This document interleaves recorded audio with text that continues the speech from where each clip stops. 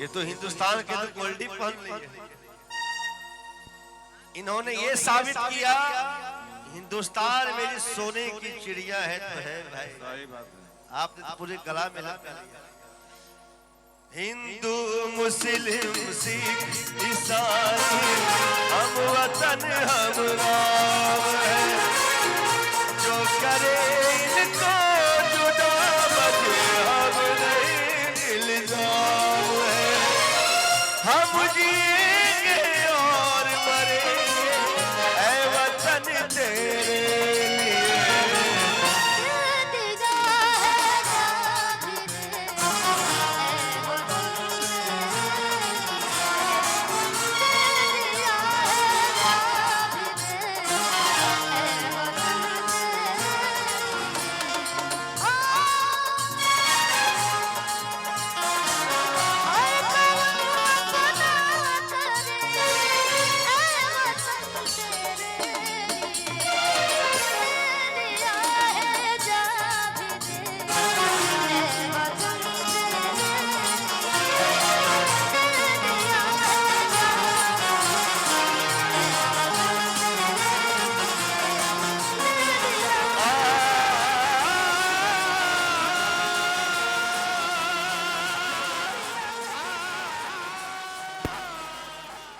सोना की रक्षा करना, सोना के ब्रांड एम्बेसडर भारत के स्वाभिमान और अजय भैया के कलेजे के टुकड़े गोल्डन मैन के लिए जोरदार ताली बजाइए, एहसास कराइए शानदार इस परंपरा 9 वर्ष के सबसे सुंदर हस्ताक्षर है। अभय भैया है कंपनी के मालिक, जरा उनको भेजिए। अभय पांडे जी, अभय पांडे भैया, आलोक कुमार को इसलिए खड़ा हूं कि आप खड़े हो तो तीर्थराज प्रयाग खड़ा है। बस 2 मिनट में चल रहा हूं। अच्छा कोई बात नहीं, धड़क रहा है दिल, इतना शानदार कार्यक्रम किया आपने, सब तो लूट लिया। अरे आगे ए भैया, ये देखिए इनका सम्मान करिए भाई बाबू।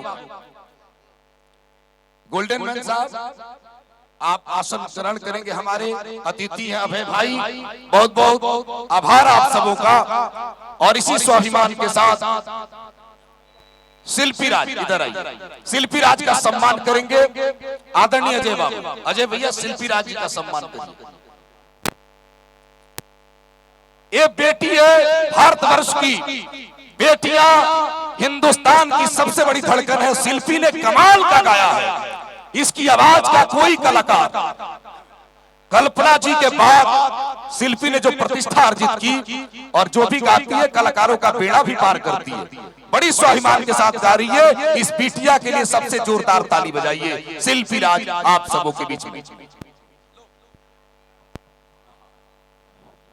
हेलो, ये गोल्डन मैन भैया थोड़ा सा एक कदम आ गया। अगर किसी ने ये दौर में चर्चाएं हो रही थी कि बिहार ये है वो है, लेकिन बिहार का गोल्डन मैन साहब ने सोशल मीडिया के माध्यम से देश को ये बताया कि आज भी सबसे महंगा सोना बिहार ही पहनता है। एक ताली बजाकर स्वागत प्रेम भैया का करिए। बहुत बहुत धन्यवाद, बहुत बहुत अभिनंदन। और मैं आलोक भैया ने ऐतिहासिक कार्यक्रम किया है। ये लाखों लाख की भीड़ है, तमाम यूट्यूबर भाई हैं। अब आइए भोजपुरी की उस तासीर को मैं आवाज देता हूँ, भोजपुरी की उस बेटी को मैं आवाज देता हूँ जिसका नाम शिल्पी राज है।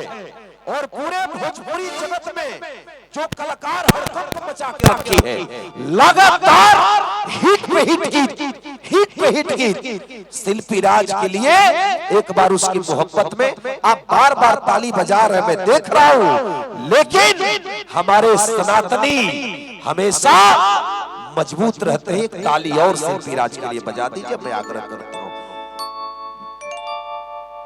भोजपुरी की बहुत अच्छी बेटी, 4 लाइन आपके लिए बोलूंगा। नई बातें सुनिए, बिल्कुल नई बातें सुनिए। शिल्पी राज आपने सम्मान को बचाया है, आपने भोजपुरी भाषा को अंतर्राष्ट्रीय पटल पर स्थापित किया, आपने सैकड़ों गीत गाए। तब मैं कहूंगा द्वापर में यदि बेटी राधा रानी नहीं होती, नंद दुलारे माखन चोर को बचाता कौन? तब साधिका उसिया जैसी बेटी नहीं होती। पालने में ब्रह्मा विष्णु रुद्र को झुलाता कौन? सती सावित्री नहीं होती तो सत्यवान को बचाता कौन? और भोजपुरी सरजमी पर अगर शिल्पी राज नहीं होती तो भोजपुरी के मान को बढ़ाता कौन? बस एक मीठी ताली दे देना। अब समय कम है, कम समय में मैं आऊंगा, क्योंकि ये वक्त ये समय सब आपका है। धन्यवाद।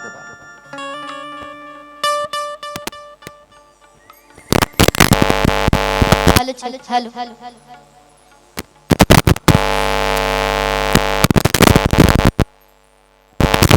बखोरापुर के पावन धरती पे समझ चाचा चाची भैया दीदी लोग और हमने के जैसे सीखे नहीं जा आलोक भैया, मास्टर विकास भैया,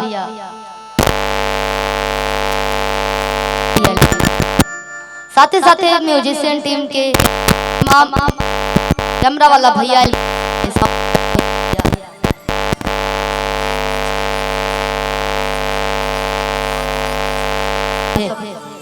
बहुत बहुत धन्यवाद।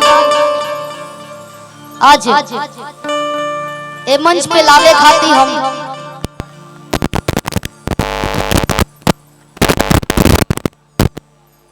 बहुत बहुत धन्यवाद कहे चाहते हैं।